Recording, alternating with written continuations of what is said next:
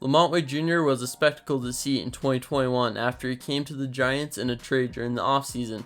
He would end up playing 109 games, batting .253 with an 808 OPS, and his nickname was Late Night Lamont because of how many times he came through clutch in later innings that year. He was one of the main reasons the Giants were able to win 107 games.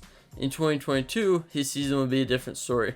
Because of an injury during a preseason game and when he was healthy, his at-bats were very underwhelming, with a batting average of .207 and an OPS of .665. He also did not have the magic he did in 2021 because in crucial situations he barely ever came up clutch.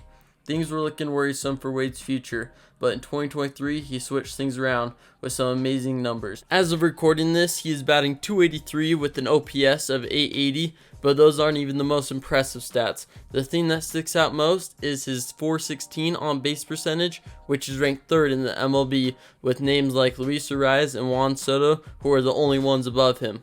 Before we continue, make sure to crush the subscribe button. I would really appreciate it. A big reason why he is so up with the on-base percentage is because of his walks. He has 48 walks this season in the 70 games he has played. His chase rate, according to Baseball Savant, is in the 100th percentile, and if you watch any of his at-bats, you know that it's very rare for him to go outside the zone.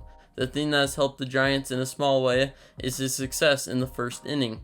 When he bats in the first inning, he has an on-base percentage of .501, which can help the Giants start something early.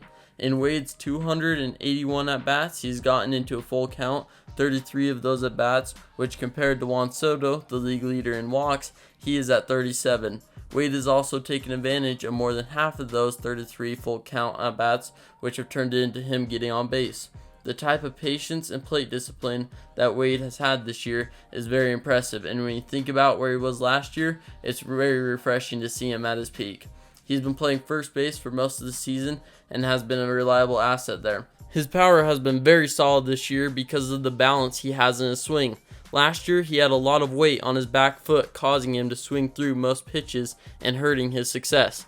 Now he has created a more balanced swing and has equaled more line drives and hard hit ground balls. His fly ball percentage has gone down 11.5% since last season. Another stat that proves his bat control and balance is his hits to the opposite field. They have increased 5%, giving him that much more of an advantage at the plate, and the reason Wade is so underrated was he wasn't even in the top 5 for the first baseman in the All-Star voting, and Wade has hardly been talked about in the baseball media except for some milestones like hitting the 100th splash hit, and yet he is one of the league's best hitters and isn't getting much consideration for being a top player. Hopefully with the second half of the season coming soon, people will start to recognize the type of year he has been producing, and if not, Giants fans will still give him some appreciation and the credit he deserves. Thanks for watching. Consider subscribing. I hope you enjoyed, and I hope to keep making these types of videos, so I'll see you next time.